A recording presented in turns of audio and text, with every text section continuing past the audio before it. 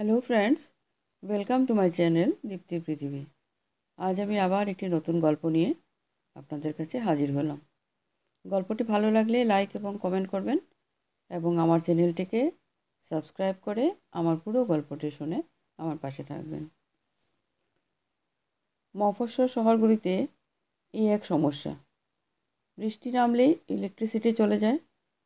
Mobile ফোনের আলো জ্বালিয়ে খুব সাবধানে রাস্তায় বিছিয়ে দেওয়া ইটে পা রেখে শেফালির পেছন পেছন হাঁটছে সুজিত।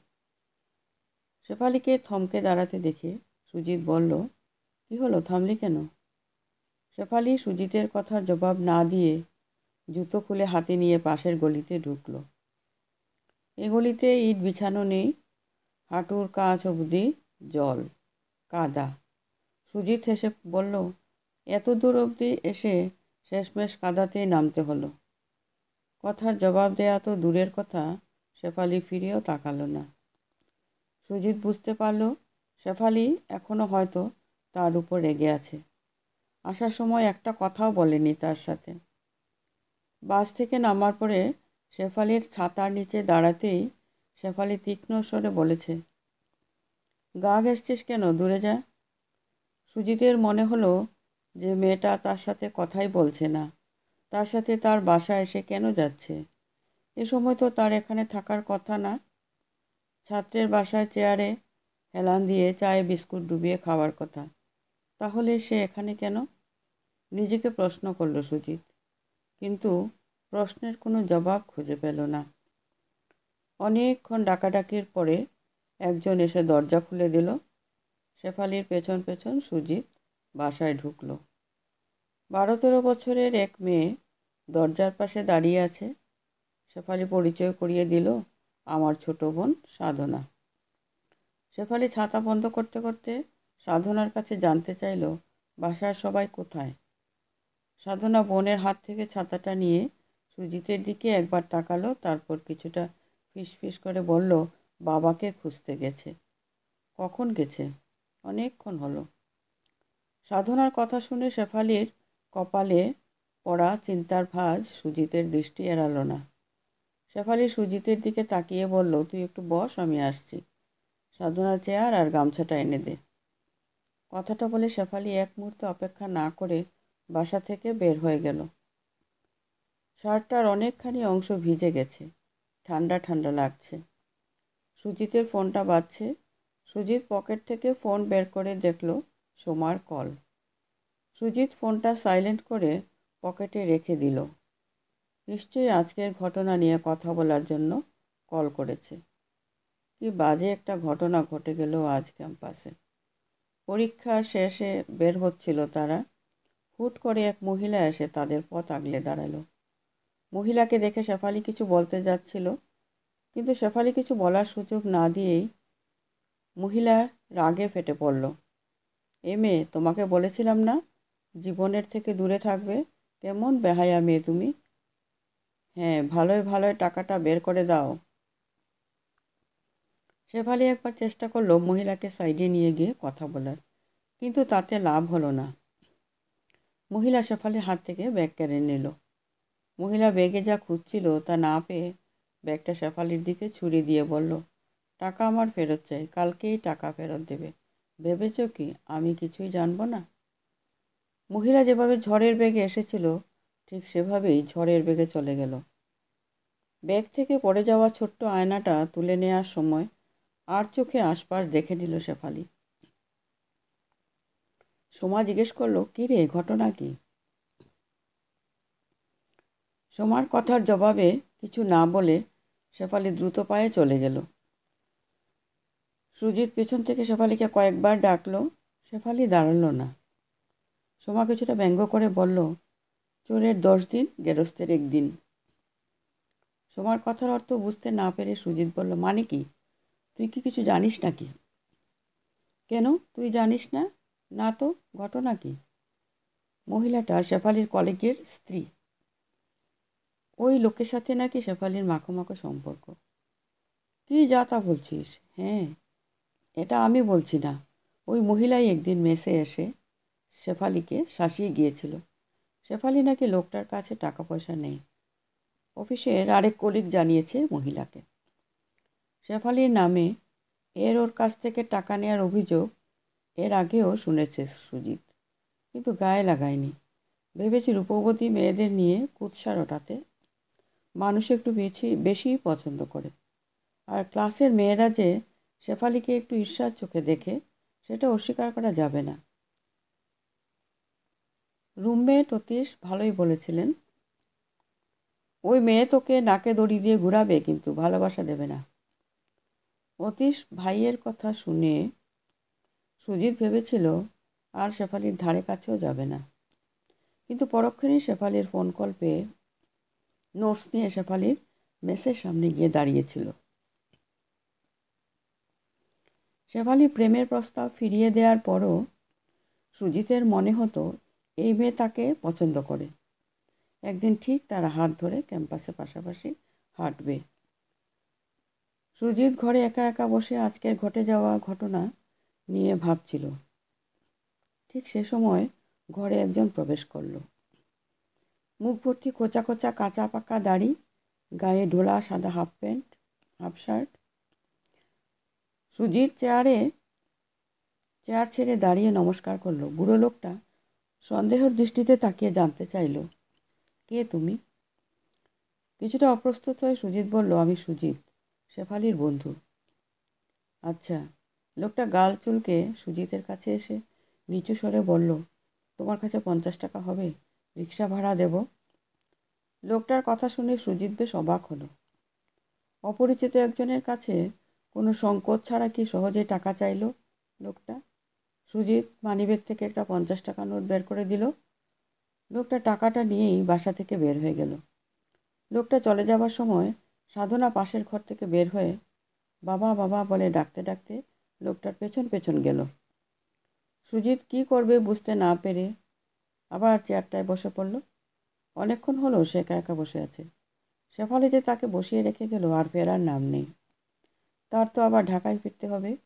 দেরি হলে বাস পাওয়া যাবে কি না কে জানে। সুজিতকে বেশিক্ষণ অপেক্ষা করতে হলো না। শেফালির কণ্ঠ শোনা যাচ্ছে। সুজিত ঘরে বসেই তাদের কথোপকথন শুনতে পাচ্ছে। সাধনার কণ্ঠ, বাবা এসেছিল, আবার চলে গেছে। বাবাকে বলিসনি আমি এসেছি? শেফালির কণ্ঠ। কোন দিকে গেছে? অপরিচিত কণ্ঠ। থাক, খুঁজতে যেতে হবে না। একবার যখন এসেছে রাতে ঠিক ফিরবে। মা যাও, তুমি ভেজা কাপড়টা পাল্টে নাও। শেফালির কণ্ঠ। শেফালি ঘরে ঢুকে সুজিতের দিকে তাকিয়ে বলল, দেখেছিস অবস্থা? বৃষ্টি সে কখন থেমেছে, অথচ ইলেকট্রিসিটি এখনও নেই। শেফালি সুজিতের সামনে টুলটায় বসে দরজা দিয়ে বাইরের দিকে তাকিয়ে ডাকল, রাখি, অঞ্জনা, এদিকে একটু আয় তো। সুজিতের দৃষ্টি ফিরিয়ে বলল, চা জলখাবার কিছু দিয়েছে? দুটো মেয়ে এসে ঘরে ঢুকলো, একজন আরেকজনের জেরক্স কপি। শেফালি চুল বাঁধতে বাঁধতে চোখের ইশারায় দেখিয়ে দিল, ও হলো রাখি, ও বড়, আর ও অঞ্জনা। দুজনে ইন্টার পরীক্ষা দেবে এবার। রাখি, যা চা জলখাবার কিছু নিয়ে আয়। সুজিত লক্ষ্য করলো শেফালি তার সাথে একদম স্বাভাবিকভাবেই কথা বলছে। চেহারায় বা কণ্ঠে কিছুক্ষণ আগের রাগের লেশমাত্র নেই। অথচ আজ শেফালিকে অনেক কথা শুনিয়েছিল সুজিত। বলেছিল, তোকে আমি কখনো এমন ভাবিনি, শেষমেশ এক বিবাহিত লোকের সাথে। ছি। শেফালি চোখ মুখ কঠিন করে বলেছিল, আরেকবার ছি বললে থাপ্পড় খাবি। কি করেছি আমি? আমি ওই লোকের সাথে প্রেম করছি? কলিগের কাছে ধার নিলে এতে খারাপ কি? ধার যে নিচ্ছিস, ফেরত কি দিস? ও আচ্ছা, তুই টাকার কথা শোনাচ্ছিস? প্রতিটা পয়সার হিসেব তারিখ সহ লিখে রেখেছি। ভয় পাস না, তোদের টাকা খেয়ে বাঁচব না। কথাটা বলে ব্যাগ থেকে ডায়েরি বের করে সুজিতের হাতে দিয়েছিল শেফালি। ডায়েরিটা দেওয়ার সময় ডায়েরির ভেতর থেকে শুকনো গোলাপটা মাটিতে পড়ে গেছিল। সুজিত দেখে খুব অবাক হয়েছে যে শেফালি গোলাপটা এখনও নিজের কাছে রেখেছে। অথচ যেদিন সুজিত গোলাপ হাতে শেফালিকে ভালোবাসে বলেছিল, সেদিন শেফালি হাসতে হাসতে বলেছিল, ইদানিং কি নাটক বেশি দেখছিস? আর বন্ধুদের সাথে কি মানুষ প্রেম টেম করে? ওসব ভূত মাথা থেকে নামা। সেদিন শেফালির কথায় সুজিত যতটা না কষ্ট পেয়েছিল, তার চেয়ে বেশি লজ্জা পেয়েছিল। এরপর থেকে কাপল দেখলেই শেফালি টিটকিরি করে বলতো, কিরে, হাত ধরতে ইচ্ছা করছে নাকি বলেই খিলখিল করে হাসত। আজ ঝগড়ার এক পর্যায়ে শেফালি বলেছিল, তুই এত রিয়েক্ট করছিস কেন? ওই মহিলা তোকে তো কিছু বলেনি। তাছাড়া তুই আমার বয়ফ্রেন্ড বা স্বামী কোনোটাই না। হয় বিষয়টা এড়িয়ে যা, নয়তো অন্য সবার মতো বিষয়টা নিয়ে হাসাহাসি কর। আমিও তো রিয়েক্ট কেন করছি তুই জানিস না? দেখ সুজিত, আমি চাই না তুই আর কিছু বল। বিষয়টা এখানেই শেষ কর। মেসের সামনে এভাবে চেঁচামেচি করিস না। আমি বাসায় যাচ্ছি, ফিরে এসে না হয় এ নিয়ে কথা হবে। যা কথা বলার এখনই বল। কেন তুই সবসময় এড়িয়ে যাস? তুই ভালো করে জানিস আমি তোকে ভালোবাসি। ভালোবাসিস তো কী করব? তোর সাথে প্রেম করব? হ্যাঁ করবি। তারপর? তারপর কি? বিয়ে করবি আমাকে? হ্যাঁ করব। তোর কথা শুনে না হেসে পারলাম না। আমাকে যে বিয়ে করতে চাচ্ছিস আমার সম্পর্কে জানিস কতটুকু? আমারও তো জানার প্রয়োজন নেই। প্রয়োজন আছে। আচ্ছা চল আমার সাথে। আমার বাসা থেকে ঘুরে আয়, তারপর না হয় এ বিষয়ে কথা বলবো। সুজিত এক কথাতেই শেফালির সাথে আসার জন্য রাজি হয়েছে। শেফালি নিজেও হয়তো ভাবেনি সুজিত তার সাথে আসতে রাজি হয়ে যাবে। রাখি অথবা অঞ্জনা, সুজিত ঠিক চিনতে পারল না। দুজনের মধ্যে একজন এসে বলল, বাসায় চা পাতা নেই। শেফালি ব্যাগ থেকে টাকা বের করতে করতে সুজিতকে বলল, তুই বস, আমি দোকান থেকে আসছি। থাক, চা করতে হবে না, সুজিত বলল। তোর খেতে ইচ্ছা না করলে খাবি না? আমি খাবো। আমার মাথা ব্যথা করছে। দাঁড়া তাহলে, আমিও যাবো তোর সাথে। শেফালি হাঁটতে হাঁটতে থমকে দাঁড়িয়ে হাতের ইশারা একটা দোতলা বাড়ি দেখিয়ে বলল, এই বাড়ির মেজো ছেলের সাথে আমার বিয়ে ঠিক হয়েছিল। ছেলে পেশা ইঞ্জিনিয়ার, এখন অবশ্য স্ত্রী সহ নরওয়েতে থাকে। কিছুক্ষণ চুপ থেকে সুজিত বলল, বিয়ে ভেঙেছিল কেন? সে অনেক কথা, পরে বলছি, চল দেরি হচ্ছে।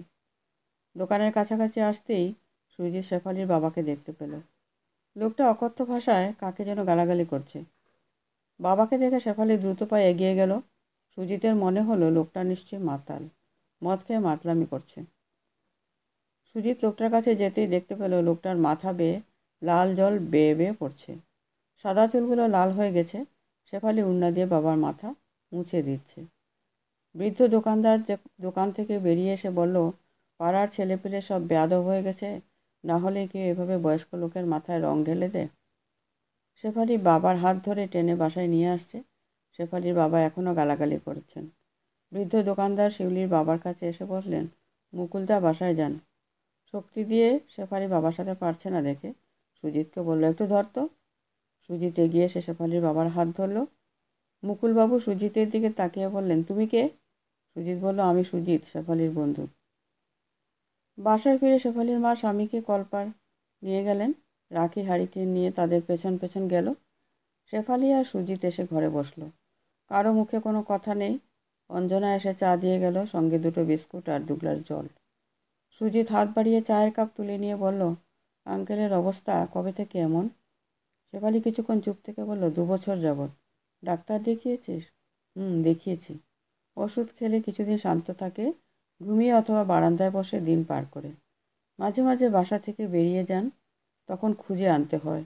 তুই একটু আগে জানতে চাইলি না বিয়ে কেন ভেঙেছে? এই কারণেই। মাকে বলে জানিস, ছেলের মা নাকি বিয়েতে রাজি ছিলেন না, তাই বাবাকে তাবিজ করেছে।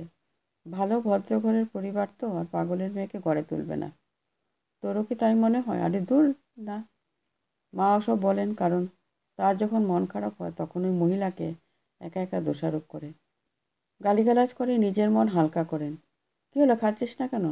শেফালি বিস্কুট তুলে দিয়ে সুজিতের দিকে এগিয়ে গেল। খাওয়া শেষে সবার কাছে বিদায় নিল সুজিত। শেফালির মা বললেন, রাতে খেয়ে যেতে পারতে বাবা। সুজিতের হলে হয়ে শেফালিই বলল, দেরি হয়ে যাবে মা, পরে বাস পাবে না। শিউলি রাস্তা পর্যন্ত সুজিতকে এগিয়ে দিল। চলে আসার আগে বলল, রাখি আর অঞ্জনার ফর্ম ফিল আপের লাস্ট ডেট ছিল। বেতন হতে এখনও অনেক দেরি ছিল, তাই বাধ্য হয়ে জীবন ভাইয়ের কাছে টাকা ধার নিয়েছিলাম। তাছাড়া পার্ট টাইম চাকরি থেকে ক টাকাই বা বেতন পাই বলো? সুজিত বোবার মতো দাঁড়িয়ে থাকলো। একটা কথা তার মুখ দিয়ে বের হলো না। শেফালিকে কথা শোনানোর কারণে খুব বেশি অনুশোচনায় পড়তে হলো। বাসে বসে বাসে বসে সুজিত পকেটে হাত দিয়ে কাগজটা বের করলো। না, এটা কোনো চিরকুট না, পুরনো 50 টাকার একটা নোট। সবার থেকে বিদায় নেওয়ার সময় সাধনা সবার চোখ এড়িয়ে টাকাটা সুজিতের হাতে গুঁজে দিয়েছিল। 12-13 বছরের মেয়েটাও হয়তো চায় না তার বাবা কারো কাছে ঋণী হয়ে থাকুক। ফেরার সময় তার বারবার মনে হচ্ছিল, শেফালি ফিরে এসে যদি জানতে চায়, কি এখনও আমাকে বিয়ে করতে চাস, তাহলে সে কী জবাব দিবে? শেফালির বাবাকে নিয়ে তার কোনো আপত্তি নেই, কিন্তু তার পরিবার তো মেনে নেবে না। তার বাবাকে বড্ড ভয় পায় সে। শুধু সে না, তার বড় দুই ভাই ও অসম্ভব ভয় পায় বাবাকে। স্কুল শিক্ষক বাবা ছেলেদের মনে পিতৃভয় ছোটবেলা থেকে সূক্ষ্মভাবে ঢুকিয়ে দিয়েছেন। তিন ছেলের একজনও চোখ তুলে তাকিয়ে কথা বলার সাহস পায় না। বাবাকে রাজি করানো তো বহু দূরের ব্যাপার, তাকে জানানোর সাহসটুকুও সুজিতের নেই। অফিস থেকে বের হয়ে ফুটপাত ধরে হাঁটছে শেফালি। আকাশে মেঘ দেখে হাঁটার গতি বাড়িয়ে দিল শেফালি। ভুলে ছাতাটা সে বাসায় রেখে এসেছে। নতুন ছাতা একটা কিনতে হবে। বাড়তি খরচা, নিজের উপর রাগ হলো শেফালির। টিপটিপ বৃষ্টি শুরু হয়েছে। হঠাৎ পেছন থেকে এসে শেফালির মাথার উপর ছাতা ধরল সুজিত। সুজিতকে দেখে শিউলি বলল, তুই এখানে? এভাবে বৃষ্টিতে ভিজে ভিজে মেসে ফিরলে পুরো রাস্তার লোকজন তোর দিকে তাকিয়ে থাকবে। আমার একটা দায়িত্ব আছে না? শেফালি সুজিতের হাত থেকে ছাতাটা নিয়ে আলতো ধাক্কা দিয়ে বলল, গা ঘেঁষছিস কেন? সুজিত একটু দূরে সরে দাঁড়ালো। শেফালি বলল, তোকে কি এতটাও দূরে দূরে যেতে বলেছি? সুজিত হাসলো। একটু এগিয়ে এসে বলল, তোর হাত ধরতে ইচ্ছা করছে। তোর বাবা জানলে তোকে আস্ত রাখবে? সুজিত শেফালির হাতটা ধরে বলল, দুজন মিলে সব কিছু সামলে নেব। এই যে দুজন বৃষ্টির মধ্যে হেঁটে যাচ্ছে, তাদের দুজনের মধ্যে ঝগড়া হচ্ছে। সুজিত বলছে তাকে যেন শেফালি এখন থেকে তুমি বলে ডাকে। শেফালি ভ্রু কুঁচকে বলেছে সে পারবে না। তুমি বলতে গেলে তার নাকি হাসি পাচ্ছে। টং দোকানের বুড়ো ক্যাসেট পুরনো গান বাজাচ্ছে, এই পথ যদি না শেষ হয়। নমস্কার।